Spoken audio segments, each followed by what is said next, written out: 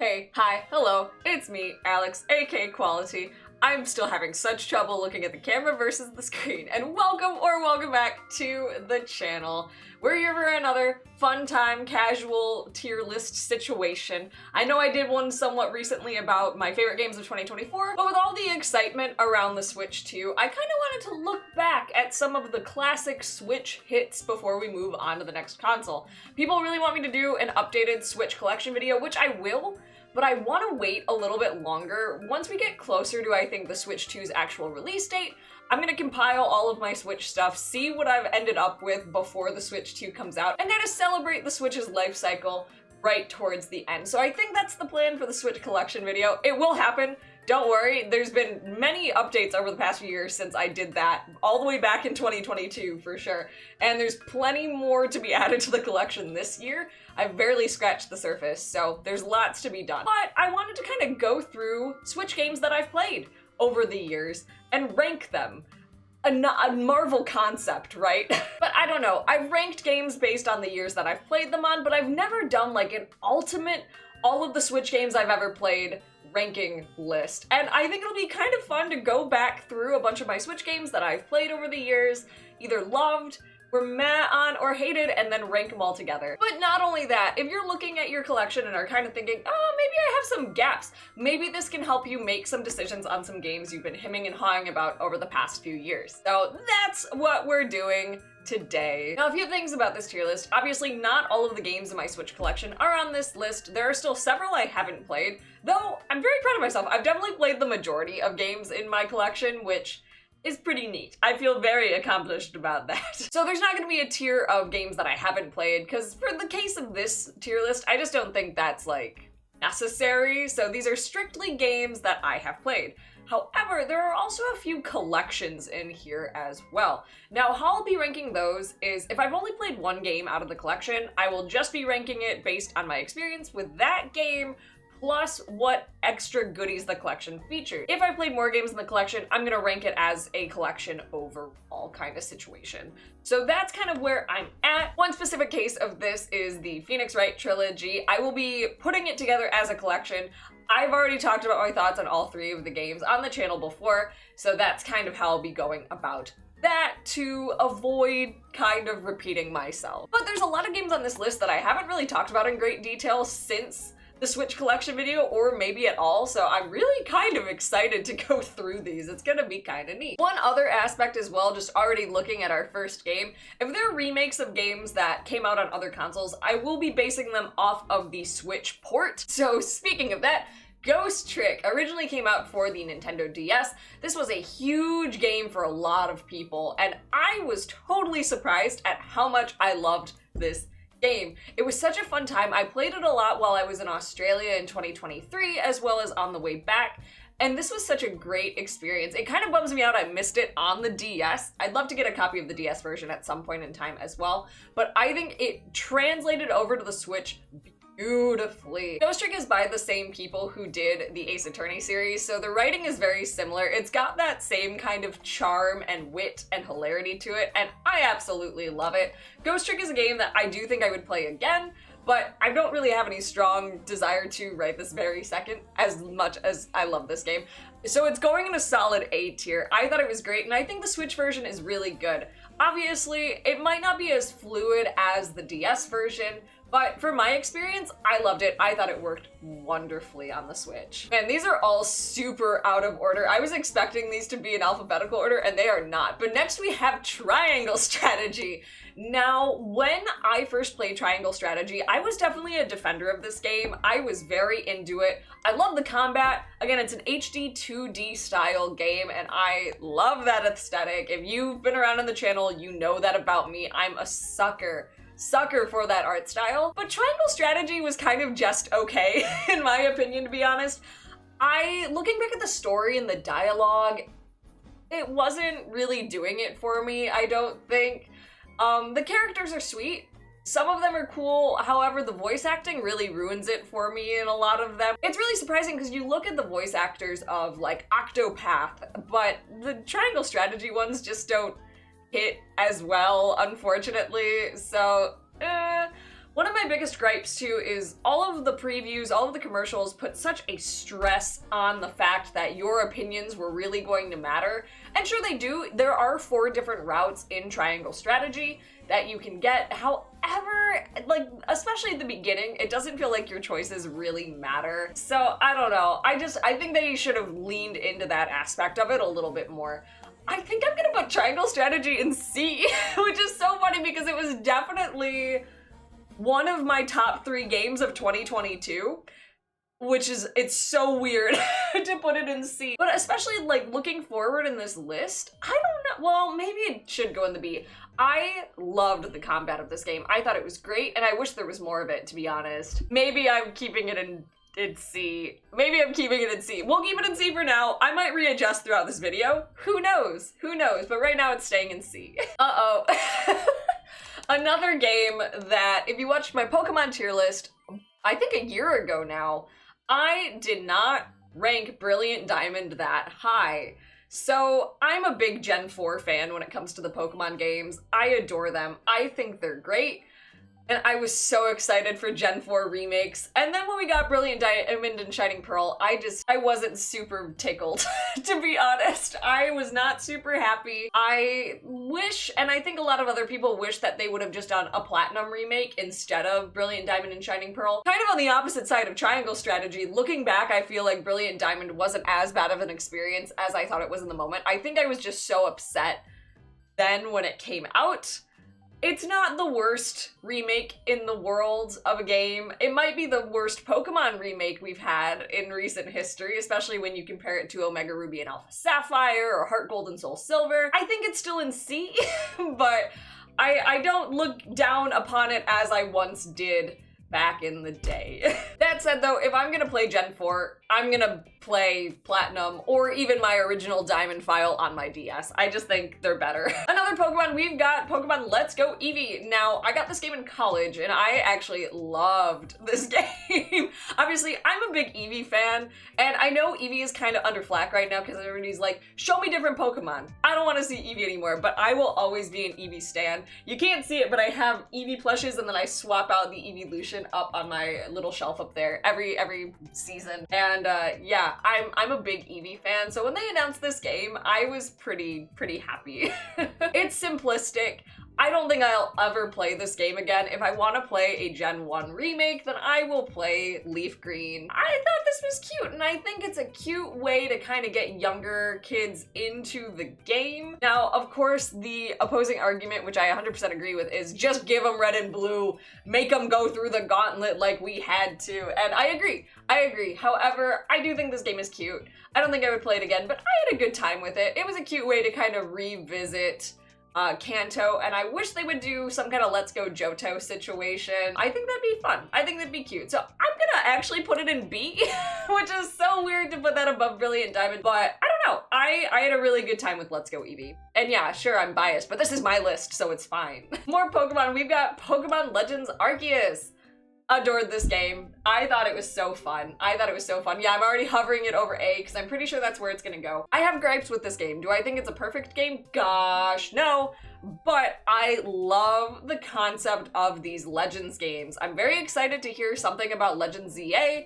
I think that's gonna be cool, but Legends Arceus, being a Gen 4 fan, this felt great. And yeah, I do think, I'll stand by the fact, I think it was a great idea to release the Diamond and Pearl remakes and then release this. We're kind of staying in Sinnoh. I thought that was a really good move on their part. This game was super fun to me. I love catching Pokemon. Yeah, I love the battles too, but especially playing other RPGs, it's not something I really need to look forward to in a Pokemon game. Unless they're really gonna revolutionize it, then, you know, but I loved going around catching Pokemon in different ways and having to be creative about it. I loved shiny hunting in this game, even though, you know, sometimes this game looked great and then other times it did not.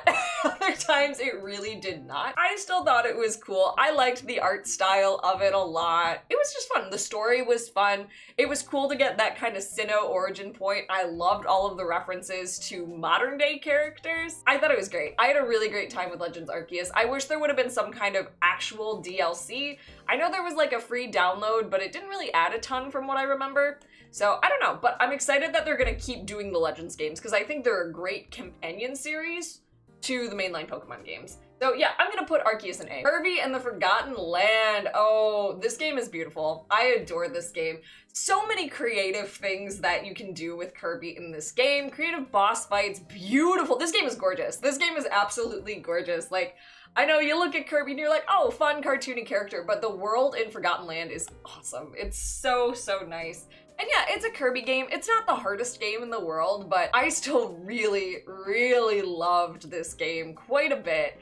It was a really fun time, and yeah, it's an S tier. I don't know what else to say. Kirby and the Forgotten Land is a blast. Now, Neo: The World Ends With You. So this is a sequel to The World Ends With You, a game that came out on the DS, but also got a remake for the Switch, which we'll talk about later, but I thought this game was really fun. I enjoyed the original game. Again, we'll talk more about my feelings about the Switch port of it later, but I enjoyed the original game, and I was really excited when this was announced because it was like, oh, this beloved series is getting revived. I think it's a really cool and unique game, and the music in Neo: The World Ends With You, and it's the original, it's so unique. It's such a unique genre for video game music that it's honestly probably one of the best gaming OSTs of all time.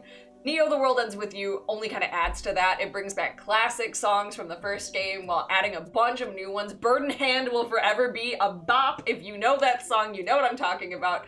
But overall, I thought Neo: The World Ends With You was fun. It drastically changes the combat from the first game, but I didn't mind it. It was pretty fluid, it was pretty fun, but I do think it maybe went on a little too long in my opinion. The cast was great, and I think overall this game is pretty darn underrated.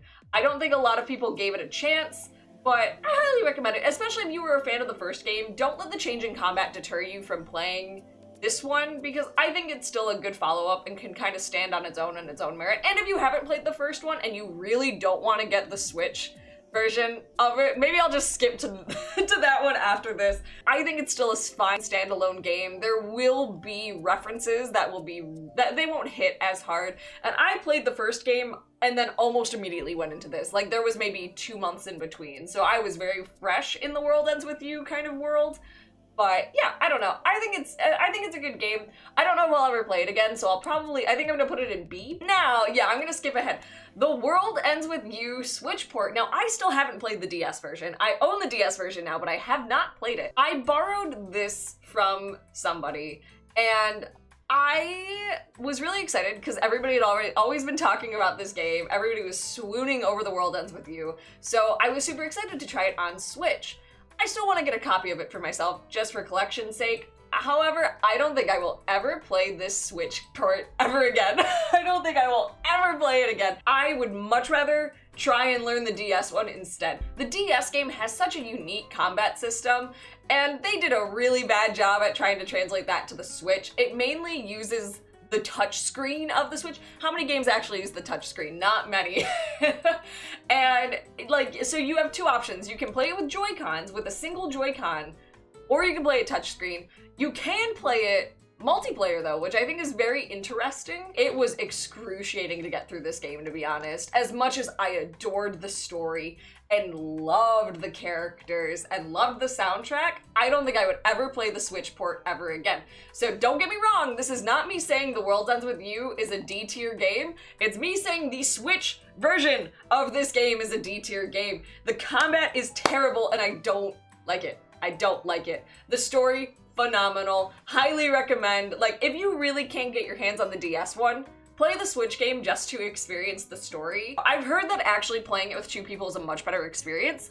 I don't know. I've never done it, but maybe that's the solution. Maybe that's the solution there. I don't know, but the Switch port of this game is not good. Next, we have our very first collection of my collection is Super Mario 3D All-Stars. Now, I was super happy this came out. I'm a big fan of Super Mario Sunshine and Galaxy, two of my favorite Mario games of all time. As a collection, I think this is okay. Having 3 major Mario games on one cart is great. However, you cannot buy this anymore, which is really depressing. I think that was still a terrible idea. It's just creating false scarcity that Nintendo did not need to do. Yeah, it's not great. It's not a great time, especially for what's actually in the collection. You get all 3 games, which pretty darn well. I think it's great that for Sunshine you can use a GameCube controller and it feels just like you're coming home. I love that. But other than that, you get some music selections, which now with Nintendo Music is kind of an obsolete thing if you really think about it. And that's kind of it. I don't even remember if you get any art or anything like that in the game. I think it's the music and then the games, and that's it. And that's kind of it. And now you can't buy it. So as a collection, I'm happy it exists. Don't get me wrong, I'm happy it exists, but I also just think that getting rid of it was a terrible idea. There's not really much benefit to it, especially if you already own all of the games. The one benefit is being able to play these 3 on the go. I don't know. For me, that's not as important as being able to like share these games with new people, but they made that almost impossible to do by getting rid of it off of the eShop, and you can't buy it physically unless you buy it secondhand for exorbitant amounts of money. So, C tier. I don't need to talk about that one. Xenoblade goes in the top tier, especially the definitive edition.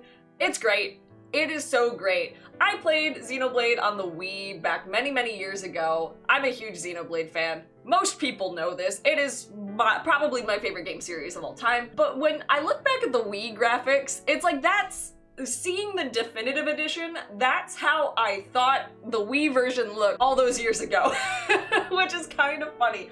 But I think Xenoblade, it runs beautifully on the Switch. It's great. It's so nice to have the entire trilogy on one console, and soon we're gonna have Xenoblade Chronicles X also on the Switch. I'm so excited for that. That's next month. So exciting. But yeah, I'm just so glad that they brought the first game back onto the Switch so more people could experience it. Sure, there was the 3DS port, the new 3DS port, which looks crusty. I don't own it because I don't have a new 3DS, but aside from collector's sake, I don't really need it.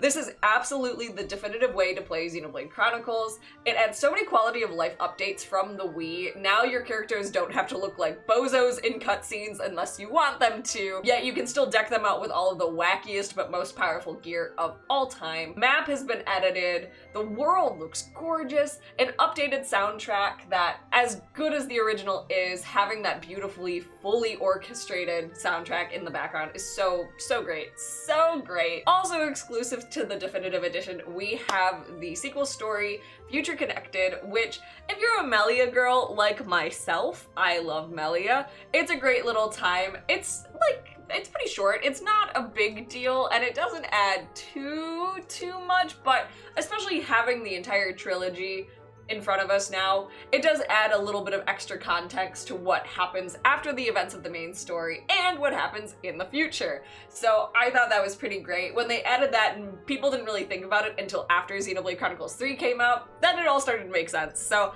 I love that. I think it's great. Of course, it's an S tier. It's one of my favorite games of all time. Always an underrated classic, Astral Chain. I adored this game. It's a platinum game. The combat is so fun, and it's not too long, but a lot of people overlooked this game for some reason when it came out back in 2019. I don't really know why. Also, a very underrated soundtrack. The music in this game is really fun, but in it, you're kind of like this space cop. It's the best way I can describe it. And you have your Legion, which is kind of an extension of your body, and that's kind of how you battle. It's super fun. The story isn't really groundbreaking by any stretch of the imagination. In fact, I don't really remember all of it too well, but I remember being pretty surprised at the end of it with the outcome. And yeah, overall, it's just a really fun combat time. If you're worried about the combat being too difficult, there are lots of different difficulty settings on this one, including one of those where it's like not even just easy, but if you want to mainly enjoy the story, there's auto battling, which, you know, I didn't really utilize, but I know it's an important feature for a lot of people, and I'm glad it's there so more people can experience this. There's lots of side quests, wacky characters, the writing is really good, the voice acting is really good. Overall, it's a great game, and I really recommend it. I think for now I'm gonna put it at the top of B, only because I don't know if I would personally ever replay it. I think I got my fill with it in the time that I had it, but again, I really recommend, if you like Platinum Games fighting style, highly recommend checking it out. And we never got it on anything else, so this is kind of one of those Switch games that I feel like you don't want to let it pass you by, because I don't know if we'll ever see anything like it again. The story definitely led way where there could maybe be a sequel someday, but I don't think we're ever gonna get one, to be honest, which saddens me, but you know, it's fine. One of our first super, super, super big title is The Legend of Zelda Tears of the Kingdom. Now, I went crazy for Tears of the Kingdom. I got every little extra thing I could get because I was so pumped. I got the collector's edition, I got the Pro Controller, I got my Link amiibo literally right here. He sits on my desk. I love Tears of the Kingdom. I thought it was a great follow-up to Breath of the Wild, and they really did a lot to expand the world. That said, I have a few gripes with it. Now, where Breath of the Wild was truly groundbreaking, I don't think Tears of the Kingdom was groundbreaking in the same way. While so many of the features were so great, like, again, the Ultra Hand, too good, too good. All of your extra little things you could do were too good. And being able to traverse the world in so many different ridiculous ways and do so much to the world was awesome. But it was still kind of the same world. I feel like they didn't do enough to fully show you that time had passed in the same Hyrule you were in Breath of the Wild. While the story was a little bit better, it still didn't really hit a lot, honestly. We got a little bit more personality from the characters, which was very, very nice. That's something I loved about the Champions Ballad in Breath of the Wild, was it gave a little bit more insight to the champions that we were trying to kind of round up for our task. So it was nice to get that kind of character background right off of the bat. However, it still didn't hit in a lot of different ways that I think people were hoping it would. The dungeons, while we got them, they were still pretty boring and a little too straightforward. There weren't really any super intuitive puzzles like the days of old. Like, I long for the dungeons of Skyward Sword, which is crazy because I don't really long for that game much at all, but as much as I feel like I should put it in S, I think it's gonna be the top of my A. I loved my time with Tears of the Kingdom. I actually did way more quests in Tears of the Kingdom than I ever did in Breath of the Wild, which I think is funny, but well, no, I think it is still an S-tier game. It's a little bit of a spoiler, but I think you can kind of guess where I'm gonna put Breath of the Wild. I had a great time with Tears of the Kingdom, but there's still a lot that, especially following Breath of the Wild, which was already a hard thing to do, because what a great game, right? But I just feel like it lacked in a few areas. So we'll put it in S, but we'll talk about Breath of the Wild when we get there. Nintendo Switch Sports. Oh man, what a disappointment. What a disappointment. So I was so excited. I was gung-ho for Nintendo Switch Sports. I thought it was gonna be the greatest thing since sliced bread because I love Wii Sports. And unfortunately, I think that's my nostalgia talking a lot and why I was so hyped for this game. They released it in an unfinished state, basically how they have done with every Mario sports game in the recent years. And I don't like that. I think they need to stop doing that. I don't know why they continue to do that with the sports games. I don't know if they think that's helping at all, but it's ridiculous. Like, even this past year, we finally got basketball in Nintendo Switch Sports, which is ridiculous. Why are we just now getting basketball? So we started out with some games that bowling, a classic, tennis, a classic, sword fighting, a classic, and then you get badminton and volleyball, which are essentially tennis. That's it. Soccer I thought was a great addition, especially with using the leg strap. However, I never really felt the urge to play it all that often. I wish they went more of the sports resort route where they gave kind of extra mini games based on the sport that you were doing. Like the sword fighting, you had that whole adventure mode, which was awesome. I wish they would have done something like that. Since then, they've added golf, which I played a little bit. It's all right. I think, weirdly enough, I almost think the Wii golf is more like, it works better. I don't know, it could be my Joy-Cons too. And basketball, which I have not played yet. Bowling, it's great, you know? That's like the one redeeming thing. Tennis is fun. If you look at those original core sports, you're gonna have a good time, but they didn't really add anything to make Switch Sports worth how much it is to buy this game and get all the little accessories for it. So it's definitely going in C tier. It was cute though. I recently watched my parents and their friends play Switch Sports because they were reminiscing about when they bought Wiis for me and their kids and stuff, and I thought that was really sweet. So watching them play Switch Sports was a really fun time. It was really, really cool because they got very into it. But so there's merit to having this game, but like sometimes it's fun. I just think they could have done so much better. Pikmin 1 and 2. Now, I've only played Pikmin 1. Pikmin 2 is on my list for this year. I don't know when I'm gonna get to it, but I've kind of been having like big Pikmin urges recently, so maybe after I'm done with Persona, who knows. But I'm so glad, again, kind of like with Xenoblade, that we have all of the games in the series on one console. We also do with Pikmin, so bringing 1 and 2 into a collection for the Switch was awesome. And it's not that expensive. I don't remember how much it is off of the top of my head, but it's not that expensive, especially in comparison to things like Super Mario 3D All-Stars. So here's the thing. If you're a Pikmin fan, there is value in this, 100%. Pikmin is a great game to play handheld, in my opinion. Sure, it's great on the TV, but I think I played most of Pikmin 1 in bed on my Switch, and I adored it. Pikmin was a wonderful experience, and I can't believe it's taken me so long in my life, being such a fan of the GameCube, to finally play Pikmin, but I'm a big fan. I'm putting it, just based on Pikmin 1, I'm putting it an A, because I know people love Pikmin 2. I'm pretty excited. And again, I just think it's a good collection. It's inexpensive. It's easily accessible. They didn't get rid of it. They did the thing where it came out digitally first and then they released a physical version of it, but it's not like they pulled the physical version from the shelves. To my knowledge, if I'm wrong, please correct me in the comments, but I don't think so. So I'm putting it an A, both as a standalone game because I loved Pikmin 1 so much. Such a fun game. Big fan of the Pikmin in general as characters. But just really fun, a very short, good experience, really makes you think, really makes you care about your Pikmin, unless you're not like me, where, I don't know, I can't let them die. Luigi's Mansion 3, I played this game back on stream a long time ago, and this was actually, funnily enough, this was the game that brought a lot of people over to my Twitch channel back in the day, so I have very fond memories of playing Luigi's Mansion 3, and I think it's great. I love the original Luigi's Mansion. I still have not played Dark Moon. I don't have Switch version of that yet. I'll buy it eventually, but there's not really a need to right now. But I loved Luigi's Mansion 3. I thought having Gooigi was such a fun thing. It was a fun way to approach puzzles, knowing that you basically had a separate entity there to help you, but had different abilities than you. I thought that was so cool. I really enjoyed that a lot. So I'm gonna put Luigi's Mansion 3 in A. I don't know if I'll go back and play it. I really want a new Luigi's Mansion. I think we're ready for 4. Honestly, I should have put that on my Switch 2 wish list. Luigi's Mansion 4, I'm ready for it. I think it'll be great. But yeah, Luigi's Mansion 3 is a great game. If you haven't played that or any other entry in the series, highly recommend at least 1 and 3. 2, you're on your own. Princess Peach Showtime. Oh, darling.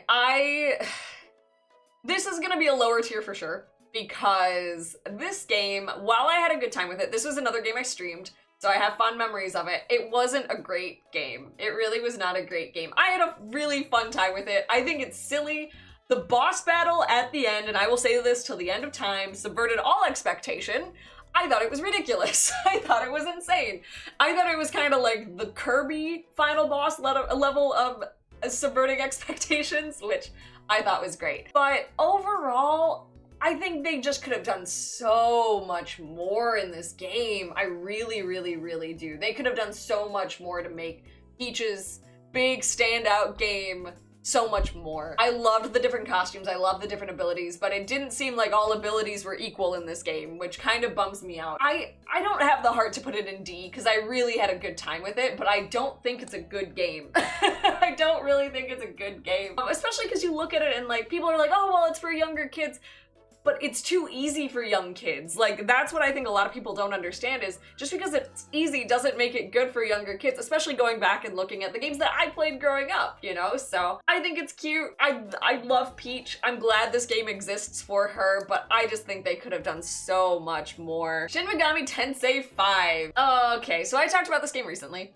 And mind you, this is 5. This is not 5 Vengeance. I have not played Vengeance, so I have a slightly different perspective on this game now. Now that I've been playing Persona 4 Golden, which I've been loving. It's not on this list because I haven't finished it, but I was pretty harsh on this game in my end of the year wrap up, and I still don't have fond memories of playing Shin Megami Tensei 5, but I would put it in B, and here's why. As much as I'm having a great time with Persona 4 Golden, I miss the press turn combat of Shin Megami Tensei 5.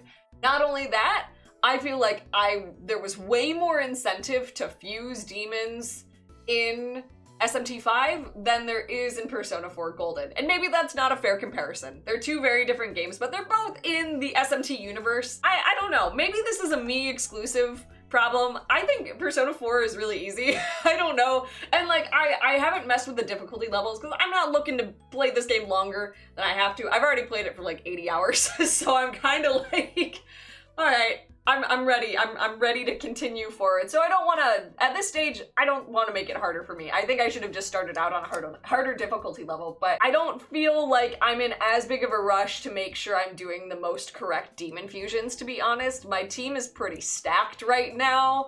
And I don't know, for some, maybe it's just because in SMT5, it was a totally new concept to me. I don't know. Maybe that's why, like, every time I fuse demons in SMT5, I was like, I am making an impact. Whereas in Persona 4, I'm like, I don't know. But that kind of stuff I do miss while playing Persona. But the fact that the lack of story and well, no, not the lack of story. That's not giving it credit. The lack of interesting characters to carry that story is what I have such a big issue with SMT5. The lore of the world is awesome. The types of ideas they're talking about, great. But the characters sucked so bad. And I'm such a character-driven person that I can't in good conscience look upon my memories with it any higher than that. There were also some dungeons that were just so aggravating that did not need to be, and I know they took one of them out in Vengeance. So maybe I just need to play Vengeance and my life will be happy again, but I would put SMT5 in B. I think that's where we're going. The Legend of Zelda Skyward Sword HD. Happy this exists. I am not a Skyward Sword fan. I'm dropping it in B preemptively because there's a lot to love about Skyward Sword. I love the story. Honestly, I'm a fan of the art. A lot of people are not. I am. Amazing soundtrack, great dungeons. The combat makes me want to go insane. And I was really excited for Skyward Sword HD because when they were like, yeah, you can now use a controller to play this game, I was like, oh, sweet, that's awesome. I don't have to do motion controls. So I played through Skyward Sword HD with a controller, and it made me miss the Wii Motion Plus, which is not something I ever thought I would say. So, which, I mean, when I say miss, I don't mean at all, it was so much better. I'm like, this did not improve my life at all, kind of missing it. So I think it's great that they added that, but there's also a few other problems with this remake. The fact that fast travel back up to Skyloft is locked behind this gorgeous, albeit gorgeous, amiibo that you have to pay $16 for. I think that was a poor choice. I think that was not the best. Yeah, I don't know. Otherwise, there weren't really too many improvements. Every time you get an item, it doesn't tell you that anymore, so that's kind of nice. It doesn't stop your gameplay for half a second, so that's good. It's like tiny little improvements like that, but there are still parts of Skyward Sword that just as a game I find aggravating. I don't like the shadow world that you go into. I can't remember what it's actually called. I think it's a cool concept, but yeah, Skyward Sword, it's not my favorite Zelda game in general, so I feel like B, the fine tier. There's so much good to it, but not enough for it to be any higher than that. Fire Emblem Three Houses, you all know where it's going. It's one of my favorite games of all time. And no, I'm not really ranking them like in the individual tiers. I'm kind of just throwing them in there, but Fire Emblem Three Houses, it's going towards the top. It's going towards the top. I love this game with all of my soul. As a newer Fire Emblem fan, when this game came out, I wasn't really sure what to expect because I thought the academy aspect of it was kind of weird. Having gone from like Awakening, it's like, oh, it's a war, hooray! It's like, now we're in high school. I didn't know what to think about that at first. As we got to know the characters, which I think it's just a strong cast overall, there really aren't many weak links in this cast at all. It's just great. I love this game. Combat is good, however, I do miss the weapons triangle in this game. I think they add a few kind of fun extra things to it to still kind of make up for it, but not really. So I miss that very classic aspect of Fire Emblem combat. However, I love this game so much. I think the story is great. I think the branching paths are awesome. I love how different they are every route. I think one of the strongest aspects of this game is how well your characters get along with one another. You get so many different social links, which again, sorry, Persona brain, so many different social links with all of your characters that it really does feel like you are a group of friends. You're a family trudging forward throughout all of this different turmoil and trauma throughout all of these characters' lives.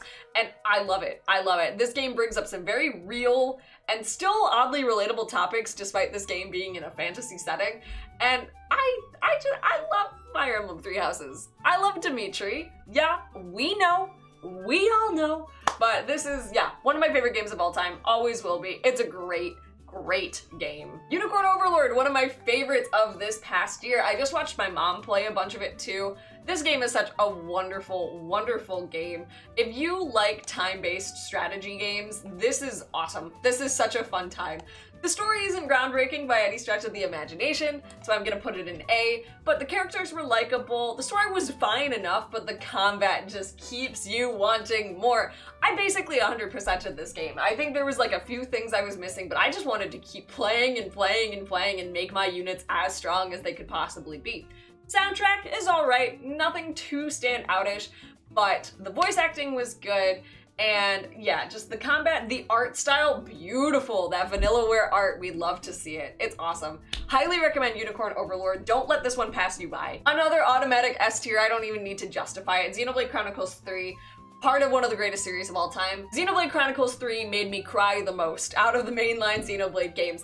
Oh man, the emotional turmoil I went through in this game. If you played it, you know what happens, and it's a beautiful game. I think it's an incredible way to wrap up this story, and while still being an entirely fresh thing where you don't have to have played the other two games to get so much out of Xenoblade Chronicles 3 and to be so connected to those characters. Sometimes I almost wish it were more connected just because I'm like, I want to see all the different references, but there's enough in there for longtime series fans and newcomers as well.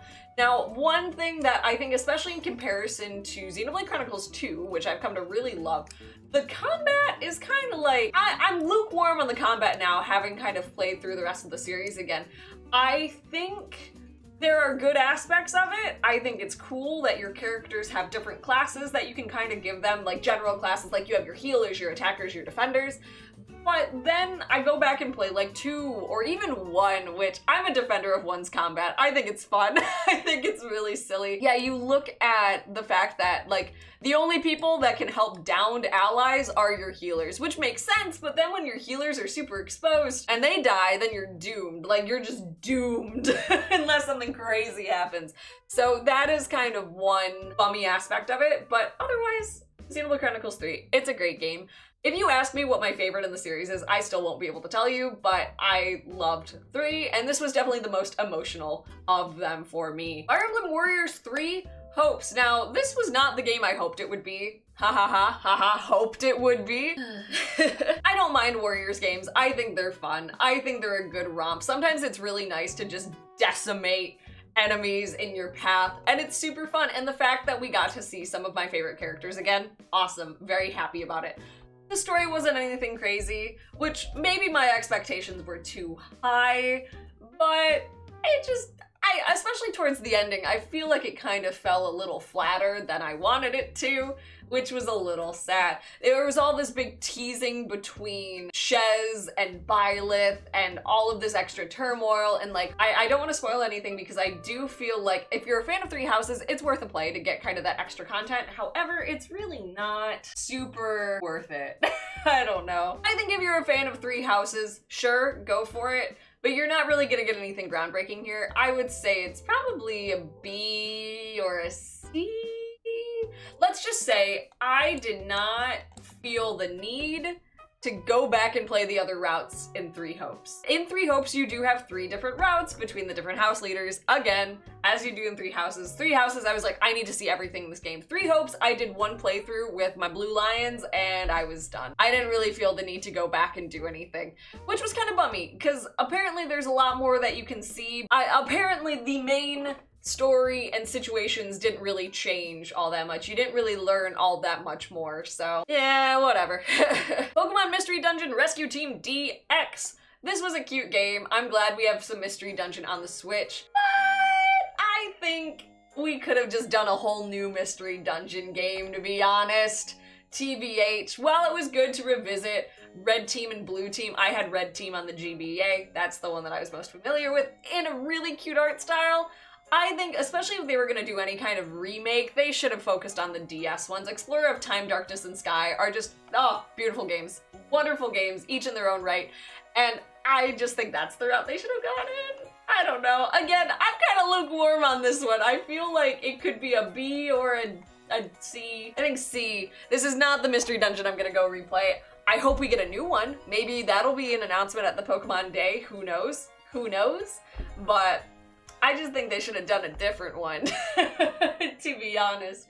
But it's fun. If you're really craving some Pokemon Mystery Dungeon, it's a fine port. And again, the art style is great. The updated soundtrack, wonderful. It didn't really stand out to me. Splatoon 3 is a blast, great time. I don't play Splatoon 3 as much as I should, to be honest. I really enjoyed it, especially after I found out to turn off the motion controls, which people might blast me for that, but I get severely motion sick, and Splatoon was making me, the first time I played it on stream, I almost got sick. So I had to turn that off, just use the controller, and it was fine. And it's a great time. That said, the longevity of Splatoon 3, I feel, did not last as long as Splatoon 2. People loved Splatoon 2. Splatoon 3 didn't really add a whole ton, to be honest, in my opinion. I didn't even play Splatoon 2. I didn't even play Splatoon 1. I've only played Splatoon 3, but it didn't hold my attention long enough. So, sorry Splatoon fans, I'm probably gonna put it in B. I mean, I'll play Splatoon 3 again, especially if friends are like, let's go, let's play Splatoon. But that doesn't really happen that much anymore, so... I did hear the story mode was fine, I guess. I know there was that new DLC that was fine, I think. I don't know. It's in B tier for me. Great game, but I feel like I don't play it enough. Pokemon Violet. Sorry, I'm putting it in D. The more I think about this game, the angrier I get. Which, here's the thing. I'm a defender of all of the new Pokemon designs. Mega cuties.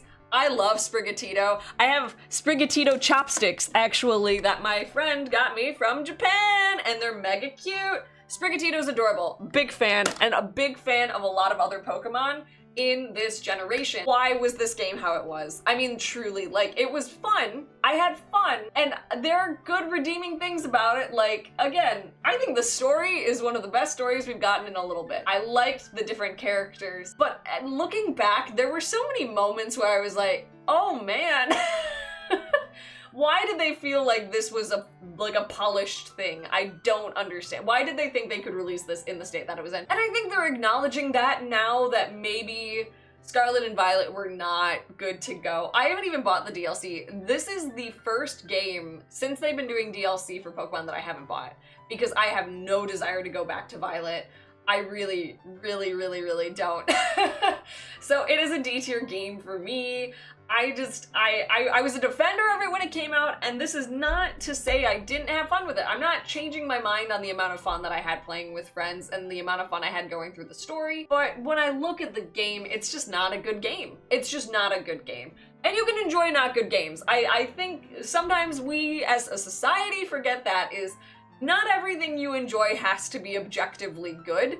And not everything you hate has to be objectively bad. TBA. That's the magic of having opinions, folks. That's what you do. In a similar vein, I would also put Pokemon Sword in D tier. I had a great time with Pokemon Sword, actually. I played this game in college, and a bunch of my friends had it. It was kind of the beginning of what became our during COVID Switch hangout crew, is we all started playing Pokemon together, and then we all started playing Animal Crossing together, which was a marvel. I adored it. I thought that was awesome.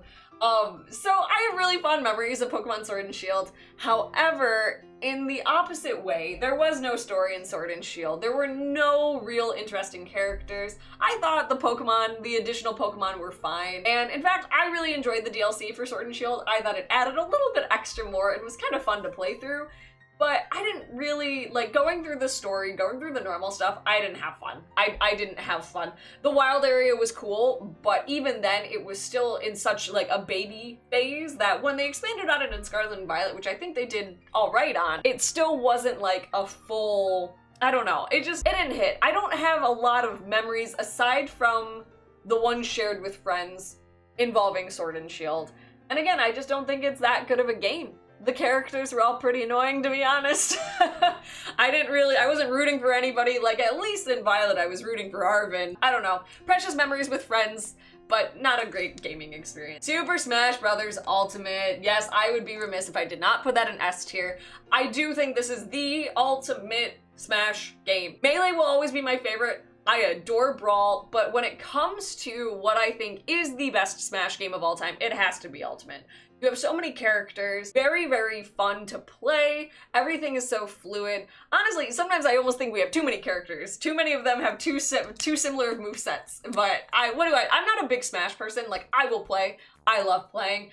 I'm not that good. I'm really not that good. I used to be okay. On Smash 4, I kicked butt, but Smash 4 was also really slow. So that was kind of another big aspect of why I think I was better at Smash 4. But I don't know, Ultimate, it's just a great game, and it deserves to be an S tier. It adds so much, and I really don't know where we're gonna go from here in terms of what this next Smash game, if we get one, which I'm sure we will, might be. So it's an S tier game, even though I suck.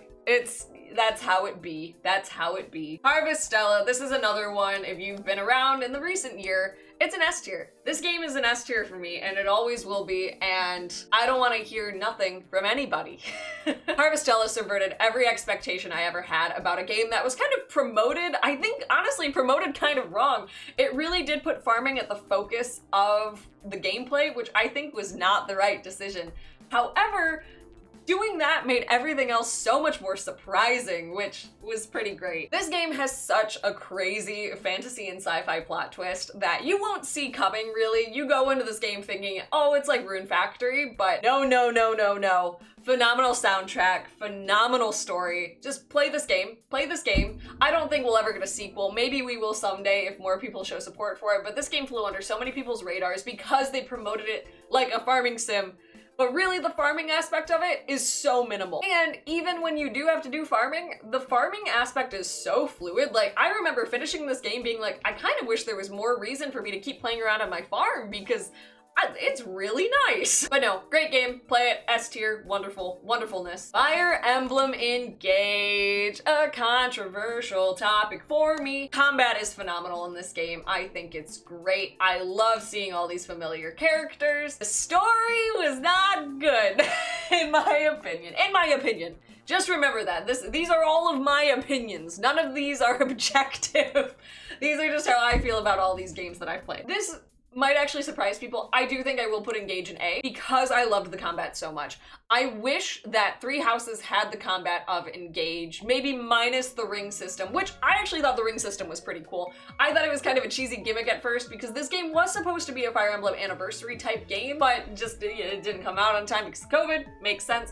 But I actually thought that was kind of a fun mechanic. I didn't dislike it. So that was all great. It's just the characters, you had a few winners of the new and original characters of the story, then you had a few that were just not interesting whatsoever. Alear, I'm sorry, I'm not a fan of Alear, and I never will be. I just think Alear is not great and is kind of boring. I don't know. This doesn't even have to do anything with Alear's design. I'm totally fine with Alear's crazy design. I don't know. There was just so much, especially coming off of the high of the story of Three Houses, coming into Fire Emblem Engage and getting almost nothing in that regard, it really hurt. But the combat was so good that it would be a low A tier for me. I don't think I could put it in B because, again, the combat was so good. Sometimes I do want to go back and just play the combat and like just do battles, but then I'd have to see those characters again and I don't care enough. I don't care enough. Maybe it does go in B. Maybe it's at the top of B, even though I'm not ranking them in the tiers. No, I like it better in B. Sorry. I might have gotten people's hopes up, but no, I think in B it's fine. Now this game is going in a Tokyo Mirage Sessions Sharp FE Encore. It's a long title, but I loved this game.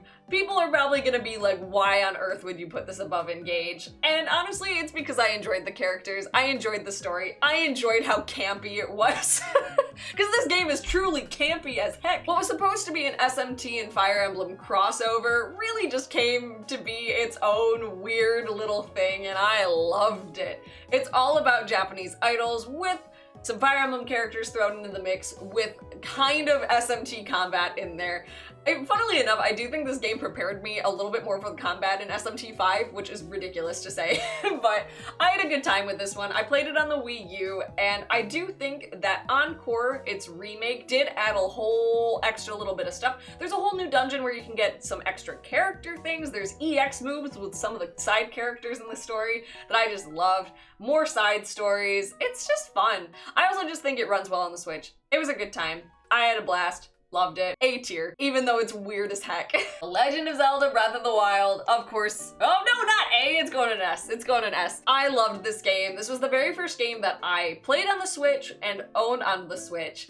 And that will always be a special memory to me because it was just such a standout game. It was truly incredible in all ways, shapes, and form.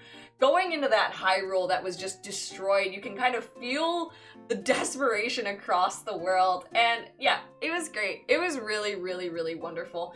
Fun combat, even though yes, the weapon breaking system, not the best, but I don't think I minded it as much as other people did, to be honest. I loved the world. Yeah, not many dungeons, and by many, I mean, you had the Divine Beasts, and that was it. Which, weirdly enough, comparing it to Tears of the Kingdom, I actually feel, which I know I'm not ranking them in between, but that's where I'm going. Overall, I just think it was such a breakthrough title. And while I don't think you have to play Breath of the Wild to play Tears of the Kingdom, I think it does enhance your experience a little bit. Well, maybe it doesn't. Actually, you know, I might take that back. Because when looking at Tears of the Kingdom, I keep saying it doesn't live up to the magic that Breath of the Wild had.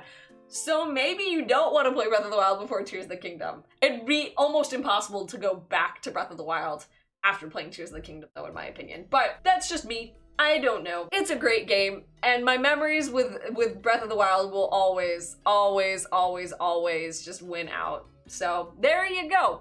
I feel like I can't even talk, I can't say anything about Breath of the Wild that hasn't already been said, so that's where I'm gonna leave it. Live. I think it's an S tier.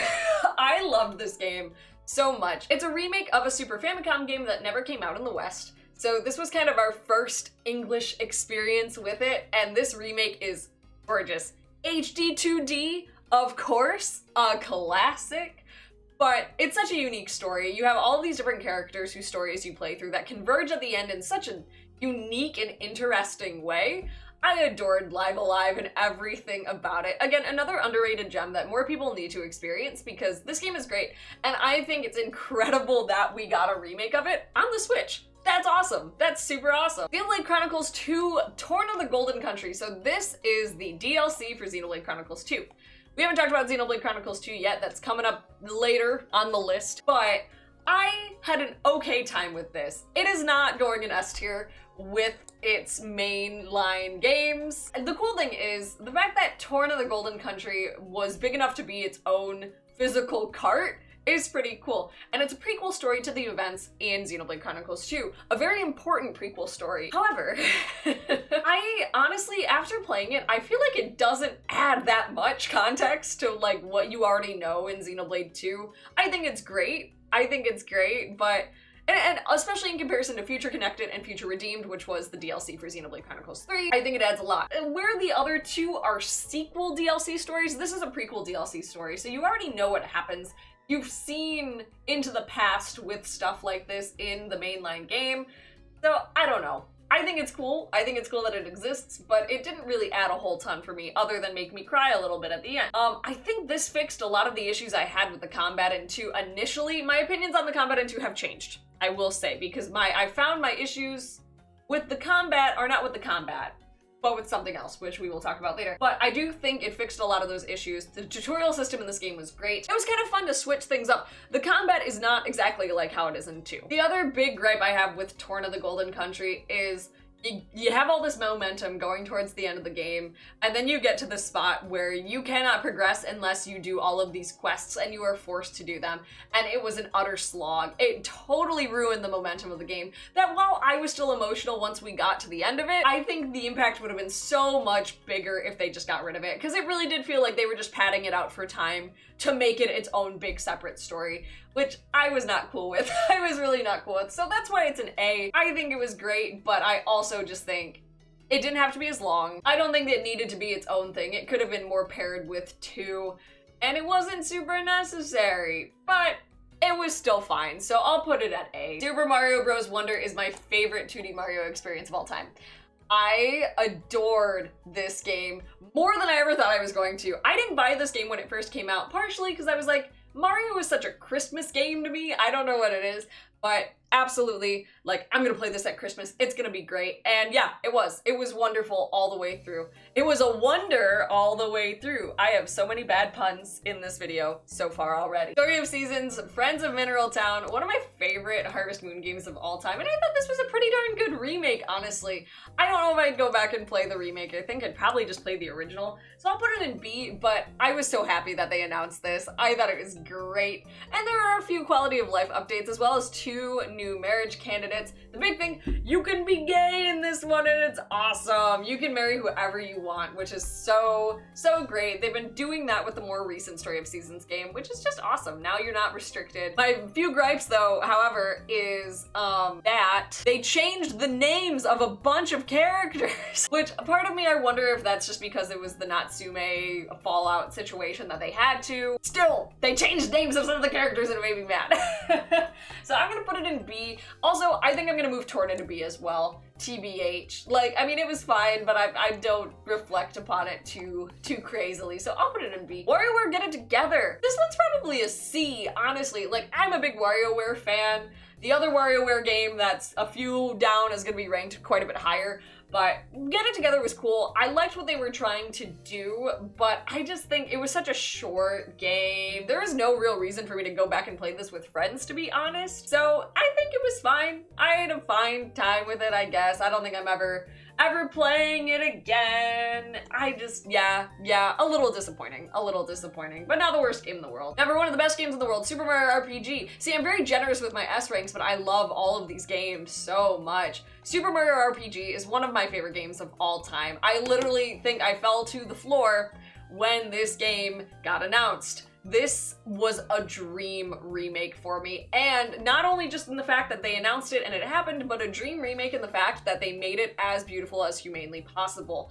The art style in this game, it still has that same kind of SNES magic to it while being fresh and beautiful. Updated soundtrack, gorgeous. I think in some tracks it does kind of lose some of the fun SNES feeling to it, but you can swap back and forth between the soundtracks, which is one of my favorite things that you can do in a game. Love it. Great. Wonderful. I love this game, and this remake is perfect. Maybe it's not perfect, but I do love it. I do love it quite a bit. So S rank for sure. Echoes of Wisdom, a delight and a half. I think I would put it in A. It's very close to being an S rank game. I thought it was so unique. One of my favorite games of last year, 100%. And of course, we got Zelda actually at the helm this time. People were really concerned that Zelda was being a magic user, which to me, it always made sense. That's always what Zelda has been in my brain. And while sure, it'd be great to hand her a sword, which you do ultimately anyways in this game, I just also think that her having her own unique thing is way more powerful than just reskinning Link and be like, oh look, it's Zelda now. So I think this game was handled beautifully. It was so fun, so creative. Sure, towards the end, once you learned a bunch of echoes, it did kind of get a little broken, to be honest, but I thought the boss battles were really creative. The final boss sequence, no spoilers, it's awesome. It's so well thought out, and I really liked it. So it's definitely an A tier, very close to S. Very close to S. I guess my only gripe with it is you have the ability to use a sword and all of the other classic items, but you're kind of on a timer that makes it not really worth it. And yeah, I guess the overuse of some echoes and the underuse of other echoes, like I'd get echoes of everything and I'd use maybe the same 5. That'd be my one gripe, I guess, is I just wish that it was more spread out, or there were more dire situations where it's like, you need an echo of this category or something like that, rather than just using the bed over and over and over again, which is what I did. But yeah, great game. I'll put it in A. It stays in A. WarioWare Move It, much better than Get It Together in my opinion. I think it's... I had a great time with it, but again, this game was better shared with friends. I think I'm gonna put it in B. We beat the story on my birthday last year, actually, but we played it on New Year's of 2023, going into 2024, and it was a blast. It was a super blast. I loved this game. Smooth Moves is my favorite WarioWare, so kind of getting Smooth Moves too was awesome. The one problem is, and maybe this could just be my Joy-Cons, the same thing I said with Nintendo Switch Sport, maybe my Joy-Cons motion controls don't work super well, because we had a lot of really dumb issues on this that I feel like we didn't have as many with Smooth Moves. And that could be nostalgia clouding my vision, I don't know. So I'd say B, but it was a really fun game, and I recommend this one over Get It Together. Animal Crossing New Horizons. Now, maybe I'll get flack for not putting an S. I'm gonna put in an A, but I think New Horizons still did not match all of the things that I wanted it to be. However, this game means so much to me that I can't put it lower than A. This was the single thing in my life that kept me sane during COVID. I think a lot of people feel the exact same way. This was the way I connected with my friends and reconnected with a bunch of friends, actually. It was so funny, like during COVID, being like, here's my Switch friend code, which I had played with, you know, friends in college and stuff, but seeing so many people from like high school or other people that I really just didn't know come out of the woodworks and be like, you want to come to my island? I got oranges. I got these turnip prices. It was a beautiful time. It was a beautiful time of my life. And I don't think New Horizons is bad. I really don't think it's bad. But is it lacking a lot of the same heart that New Leaf did? 100%. New Leaf, I really do think is the pinnacle of Animal Crossing. And while I love terraforming, while I love the customization you can do in this game, it lost a lot of the interior side of things, and it lost a lot of the personality of your villagers. And that was kind of happening since the GameCube. They started really making them not as mean, but at the same time, like, their personalities were so cut and paste in New Horizons, which makes me sad, because yeah, I love villagers because they're cute, but I also like to talk to them, and there's not really any reason to talk to my villagers now. I will say the Happy Home Island designer, I can't remember what it's called, you know, the DLC is a great time.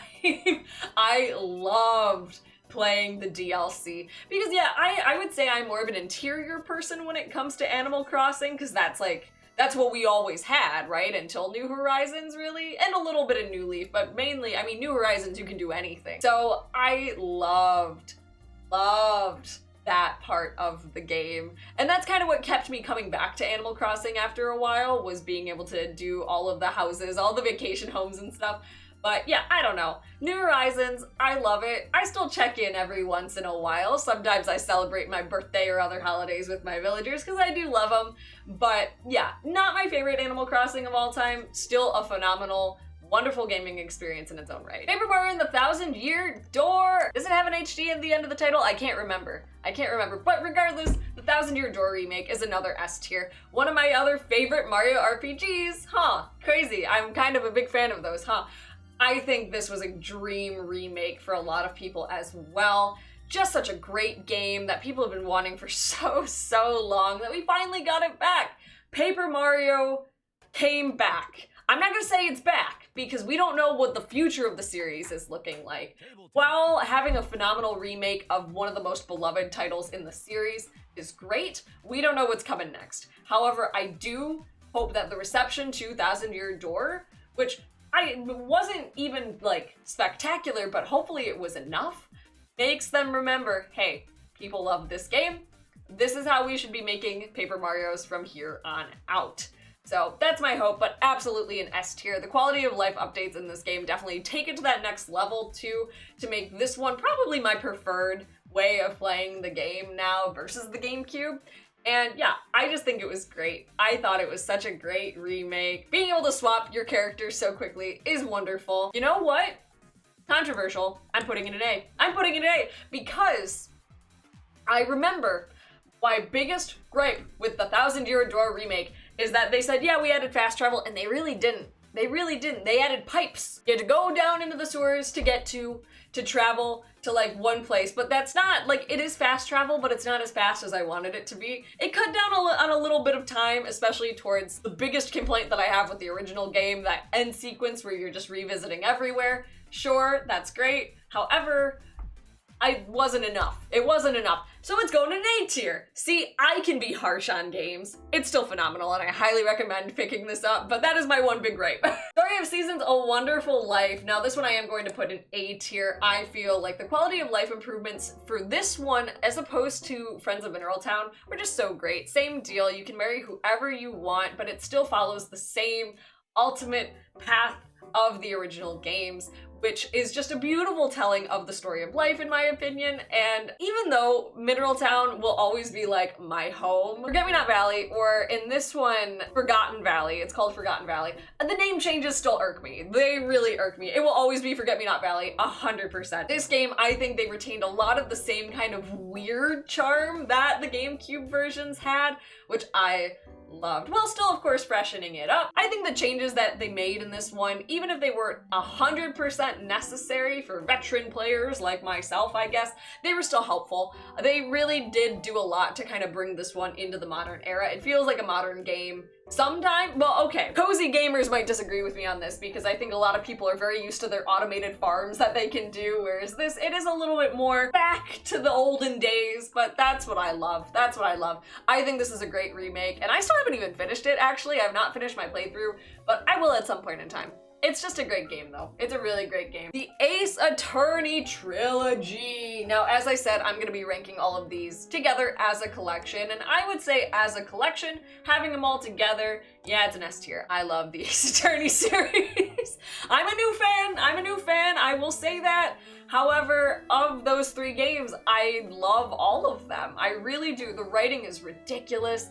The characters are so funny and they stand out. I love them. I just really, really, really love them. So yeah, I've talked about the Ace Attorney series on the channel so extensively that I'm not gonna talk too much more about it here, but it's a great collection. All of the Ace Attorney collections have had a lot of extra goodies in them too, which I think is great. I think that's super great. Of all of them, I actually think that the first of the original trilogy has probably the least amount of goodies in comparison to like the Apollo Justice and the Ace Attorney Investigations one, but I think it's still an S tier, so there we go. Oh, sad. Layton's Mystery Journey, The Millionaire's Conspiracy. Catriel and the Millionaire's Conspiracy? I don't even remember what the full title is.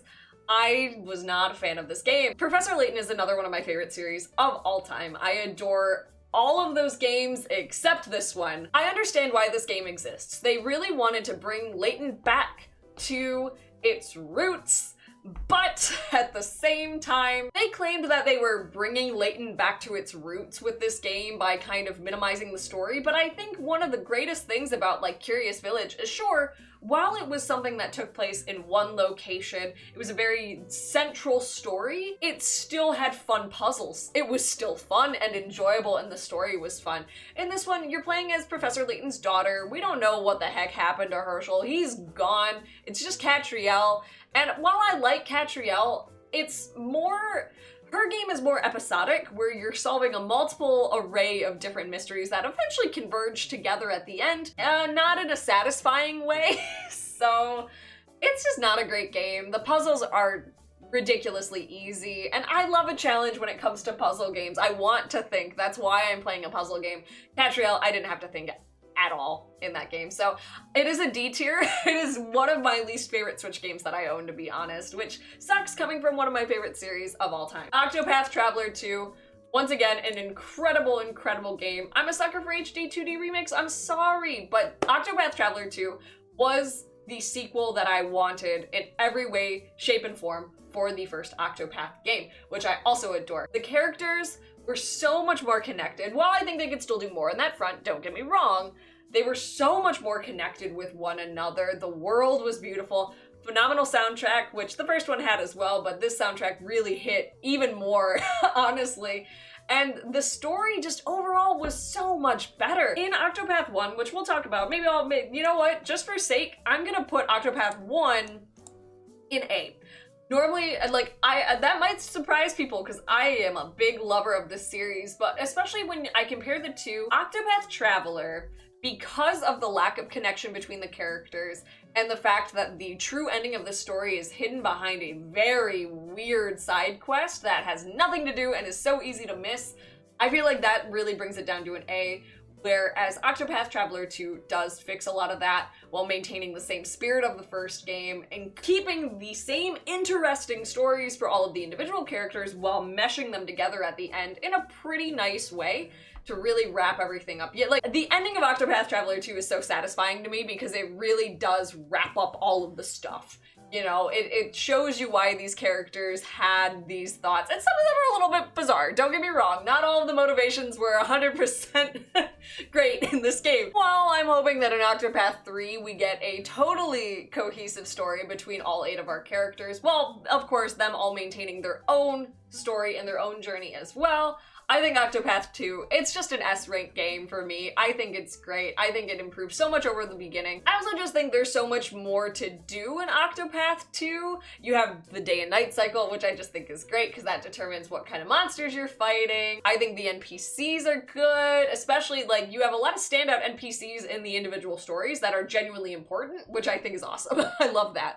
So I don't know, Octopath 2, I sing all of the praises for this game. It's an S rank. Octopath 1, again, phenomenal. It's a bunch of what I said about Octopath 2, but just with those major gripes that I had, but still a beautiful story with wonderful characters. Loved it. Love both of these games. Mario Kart 8 Deluxe, of course it's an S tier. It is the best-selling Switch game of all time, and I'm excited that we're finally going to move on from Mario Kart 8 Deluxe into Mario Kart 9, not 10, like how I said in my last video. I iPhoned that 100%. I don't know why I said Mario Kart 10, but regardless, you all know what I meant. But yeah, Mario Kart 8 is a wonderful, wonderful Mario Kart game. It's kind of like how Smash Ultimate, even though my biases might lie towards my nostalgia, I can't deny that Mario Kart 8 Deluxe is the best Mario Kart of all time, and I'm so excited to see where the series will go from here. Mario Party Superstars. Now, at this time, I haven't played Jamboree. Jamboree, I've heard, is phenomenal, but I really enjoyed Mario Party Superstars. I thought it was a really good time, and I still have gripes with it. You know what? I put it in A, but I think I'm actually gonna put it in B because I really feel like they were going for the nostalgia factor, don't get me wrong. They wanted to bring up all of these old maps and stuff, but like at the same time, they only had 4. They only had 4, which was not enough to keep me wanting to play Mario Party Superstars, which was kind of bummy. I'm like, okay, so you're gonna add all this random content to all the Mario sports games, but you're not gonna add new boards to Mario Party Superstars? Like, that doesn't make any sense to me. It really did not. So I thought that was kind of lame, to be honest, but it was nice to be able to go back and play a bunch of classic minigames. That's what I think Mario Party the Top 100 tried to be, but this was a much better way to do it. So it's still a fun game. Now that I have Jamboree, I don't know how much I'm gonna be revisiting this one though. We'll see. I've heard Jamboree is great, so who knows? Kirby's Return to Dreamland Deluxe. Ooh, I think this is an A for me. I don't think I enjoyed it as much as Forgotten Land, but this is a great Kirby game. Definitely one of the best for sure. Lots of very hectic moments in this one for me. I think I streamed this and there was a lot of screaming, if I can remember correctly. But again, it's Kirby. This game came out initially on the Wii, and I think it was a Kirby game deserving of a refresh on the Switch, but nothing too stand out about it. I never played the Wii one, so I don't really know any big major differences, but I don't know. I thought Return to Dreamland was fun. Hyrule Warriors Age of Calamity. I feel like this might be a B or an A tier. I actually had a really great time with this. I think the time travel mechanic is stupid. I think that plotline was so dumb, but it was kind of, honestly, I would put it in A. I had a really good time with Age of Calamity, actually. Again, warrior games are so satisfying when you need them, like, just crashing through enemies. It's a great time. It's a super great time. But yeah, I thought the story was a little silly, but this gave me the perspective on the champions and the relationships between the champions that we didn't get in Breath of the Wild. So this was like good supplementary material, but it should have just been in the original game. That's my opinion. That's my opinion. But I don't know. Hyrule Warriors I thought was fun. I thought it was really fun to play as the different characters. Even though once you kind of got the old champions and the new champions, the lines kind of started to blur between what was unique and what was not, but I don't know. I had a fun time with this one, so I'll put it an A. Mario Odyssey, a great game. And yeah, I would put it an S, even though it's not my favorite 3D Mario. Just the worlds you go to in Mario Odyssey are incredible. All of the different cappy things you can do, like, the creativity in this game is wild. It's absolutely wild. Beautiful locations, beautiful soundtrack, honestly. I don't feel like people talk about the Odyssey soundtrack as much as they should. Yeah, you got Jump Up Superstar, but like there are so many other great tracks in this game. Wonderful, wonderful stuff. So definitely an S tier game. Super Mario 3D World and Bowser's Fury. Now this is another really great game. I'm gonna put it an A. I love Super Mario 3D World. That's one of my favorite games to play with other people because, again, it's wacky in a way that 2D Mario is but isn't at the same time. For some reason, the change in perspective really makes people change their approach to what they need to do, which I think is great. But the fact that they added Bowser's Fury, which is such a crazily great game, I love that. I think that's such a great way to not only bring a great Wii U title over to the Switch, but still make it worth the money to get. Bowser's Fury as a standalone adventure is really cool. You have this beautiful open world that I really think is that's the direction they want to go with 3D Mario. We'll see what happens next. We'll really see what happens next, but I think Bowser's Fury was great. I think that was a great addition. So I'm gonna keep it an A, even though, like, I don't know how much I'm gonna really be coming back to this game without other people, or in general, because again, wonder is such a joy. I still think Super Mario 3D World plus Bowser's Fury is great. Xenoblade Chronicles 2, it goes in A. I don't know what else I can say about the Xenoblade series to convince you at home that you need to play this series because it's great. Xenoblade 2, I've had a tumultuous relationship with, which I won't get into right now. I have a whole review about Xenoblade Chronicles 2 on the channel. I highly recommend checking it out. One of my proudest videos I think I've done, and one of the videos I think I've made the most people mad about, which is really funny. I loved it. I loved it. But Xenoblade Chronicles 2 is a phenomenal game with a great story, and I think maybe my favorite cast out of all of the Xenoblade games. Again, I keep going back and forth because all of these games are so good, and I think that's so special. But yeah, I really, really loved Xenoblade Chronicles 2.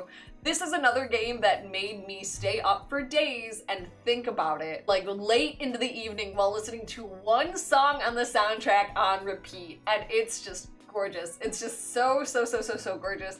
So yeah, play Xenoblade. That's all I gotta say. That's all I gotta say. The Legend of Zelda Link's Awakening. Oh, this is an A tier game for me as well. Beautiful, beautiful, fun little Zelda game. I love Link's Awakening, I love the original, and I think this was a perfect way to do it on the Switch. The art style, which we see again in Echoes of Wisdom, was just so great and so perfect for Link's Awakening specifically. I really enjoyed it. The fun kind of toy soundtrack, again, which you kind of hear in Echoes of Wisdom, though Echoes of Wisdom I think is a little bit more densely orchestrated. In Link's Awakening, we just get this, like, God, it's so cute. It just fits so well. So definitely an A rank for sure. Recommend playing it if you haven't already. It's definitely worth it. Mario Golf Super Rush was a disappointment in so many different ways, and I'm really, part of me feels like just because the D tier really doesn't have a ton in it, I feel like I should put it there, but I would put it in C because I do have fond memories of playing the story mode. However, what they advertised Super Rush to be, which was going to be a cool experience to be had with friends, really did not end up that way.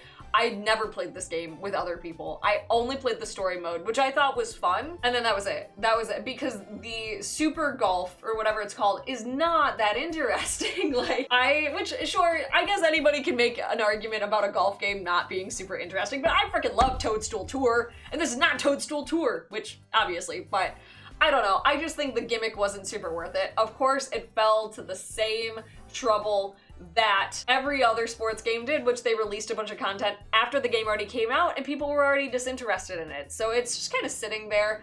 My parents' friends almost did play it, but opted for Nintendo Switch Sports instead, which I think they had more fun with anyways. So yeah, it's C. It's a C for me. I had fun with it, I guess, but I can't really defend it. AI The Somnium Files, a great game. I'm putting it in an A. I would put it in S because I love the game itself, but don't get this game on the Switch, and that's why I'm putting it in A. It runs so poorly. It runs so poorly. Literally, I was in the last half hour of the game, and my Switch crashed and overheated because of this game. And my Switch is old, but it has never done that until playing this game, and it has never done it after the fact. So while this is a phenomenal visual novel, and I highly recommend it to anybody who loves a good detective story with kind of some fun sci-fi twists and ridiculous characters, don't play the Switch version. Don't play the Switch version. The sequel, I will probably ultimately buy on the Switch just because it bugs me to have a sequel on a different console if I can help it. But yeah, so I don't know. Play AI The Somnium Files, but just not on the Switch. 13 Sentinels, Aegis Rim, great game. Yep, it's an S tier for me. Well, you know what? No, it's an A. It's an A. S tier story, like B+ combat. I didn't mind the tower defense thing. I thought it was fun. but it just wasn't totally for me. However, the story of 13 Sentinels is so good. It's so good. And how all of the different characters connect with one another at the end is just so genius. I love this game. And again, Vanillaware art style, Vanillaware writing, highly recommend. Give this one a go. Where Unicorn Overlord kind of had more of a blah story, this is where all of the story went, is in 13 Sentinels. It's great. It's super great. Runs well on the Switch. Highly recommend this game. Highly, highly, highly recommend this game. And if you're not a big tower defense strategy combat person, there are difficulty levels. I didn't think it was a hard game, but the combat doesn't make me want to play it again. But I would love to experience that story for the first time again. My gosh. Klonoa, the Door to Phantom Meal, aka the Klonoa Collection. This was a fun game. I really enjoyed Klonoa. I would put it in B. I have not played the Lunatea one. I don't remember the name of that one, but I have not played the second one yet. Hoping to get to it this year because it's not a long game. I just need to do it. But Klonoa was cute. Klonoa was a cute character. It's definitely kind of a clunky platformer, and a lot of the time you're rotating, which can be a little nauseating sometimes, to be honest, but it's a fun game, cute story. The first one was pretty emotional in a few ways, to be honest, in ways I did not expect, but yeah, Klonoa is cute. If you haven't tried it, recommend giving it a try. It's adorable. Paper Mario and the Origami King. Now, this is another B tier for me, I think. I loved the story. The combat was not it. The combat was not it. And I don't think I would ever play it again. I didn't hate it as much as other people hated it, and I think it's definitely better than Sticker Star, but I'm hopeful that with Thousand Year Door, they know what we want now, and that is what I hope. But I'm not positive that that is what we're gonna get. So we'll see, but yeah, Origami King, beautiful story. Still some other aspects of the game that could be, done better, such as having actual partners, having good connections with your partners, just stuff like that. But overall, I did enjoy it, even if the combat was bad. Dragon Quest XI is an S tier game for me. This game is wonderful. I'm a huge fan of this game. It was my first entrance into Dragon Quest, and I'm hooked. It's just that typical turn-based RPG that sometimes you just need. Sometimes you don't need all the fancy mechanics. You just want to play a normal turn-based RPG. The cast in this game is great. The story, yeah, it's pretty classic, but like not in a, oh, I've heard this before kind of situation. Just in a, wow, I feel like I'm reading a fairy tale right now, and I loved that. There are some crazy twists and turns that I feel a little weird about later on. Won't spoil it, but overall, this game was a joy to play, and I'm so glad I did. My mom spent so long trying to convince me to play Dragon Quest XI, and I guess I'm glad I took her advice. Atelier Ryza, the first one, I can't remember. The Secret Hideaway. Never remember the name of these games. I enjoyed this game. I would put it in B. I'm excited to get to the rest of the series. Quite literally recently, they said that the Ryza trilogy saved the Atelier series, which I think is awesome because the first game was really fun. I really enjoyed the combat. I was not a fan of Ryza at first or the other characters, but they really did come to grow on me later on, and I feel like as they continue to get older through the next two games, I feel like I'll start to like them a little bit better, to be honest, but I thought it was fun. The alchemy is super cool, so that aspect is definitely what I think is going to have me keep coming back to the series. Atelier Yumiya is coming out really soon too, so I'm excited to see how that differs and if I'll like that better than Ryza, so we'll see. But overall, it was a cute game. Ace Attorney Investigations Miles Edgeworth. Of course, I have the collection, and yes, this is going in S tier. I am a Miles Edgeworth lover, but I also just think the investigations games are so interesting. I have to play Prosecutor's Gambit still, but the first one was an interesting take on what I already love about the Ace Attorney series, but from a whole different perspective with a whole different character who, again, I love. You get a whole bunch of other info on side characters like Gumshoe and Francisca, but you also get new characters like Kay, who I love. It's great. It's a super great game. Super excited. And again, in the form of a collection, so many goodies. You can play this game in the original pixel art style or in the new kind of smooth version of it. Little bonuses all over the place. Art, music, it's got it all. It's a great collection, so yeah, definitely an S tier. Nier Automata is another S tier for me. I love this game. It's one of my favorites of all time, and as a Switch version, it runs beautifully. It runs super duper beautifully, which I think is crazy. You never would really think that such a big game would run so well on the Switch, but it does. I didn't have any issues with it at all, and it's truly one of the best gaming experiences of all time. So if you haven't experienced it, experience it, because it's great. Ring Fit Adventure is a joy and a half. I honestly, this is gonna sound so funny, I would put Ring Fit an A. I've had such a good time with Ring Fit. I've played it on and off over the years. It was easier for me to go work out when I was in college and I had a gym below my dorm. That was great, but that was many years ago now, and we are super far away from that, and I don't want to pay for a gym membership. This game kicks your butt. It kicks your butt, and it's awesome. I super love it. I wish I was more consistent with it, and I think at some point in time it is going to run out of that luster. The game is inevitably going to end, so there is that aspect to it, but at the same time, I thought it was great. I thought it was a great game. So yeah, I'm a big fan of Ring Fit. Now, I'm definitely missing a few. Maybe they just didn't come over when I was making this tier list. So we'll rank this one and then I'll verbally say some of the other ones that I know I'm missing. But Super Mario Party, D. It's a D. I don't like this Mario Party at all, and I know maybe I'm kind of echoing what a lot of people have said.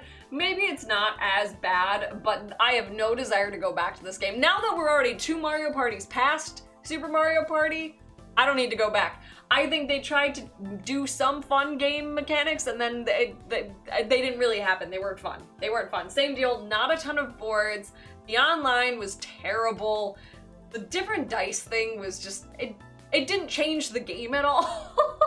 So I think a lot of people were really grateful that we got off of the car, which is fair, but yeah, it just wasn't a great Mario Party. And now with Mario Party Superstars and Jamboree, there's no need for me to go back to this game. So ones I know I'm missing. Legend of Mana I played on the Switch, and I adored that game. I would put that probably an A. It was a really good game, and like, I played Secret of Mana. This was my second Mana game, and I was always interested in this game because the soundtrack was so good, which, yeah, it absolutely lived up to it. And I'm really glad that it's on the Switch because I think more people can now experience this one.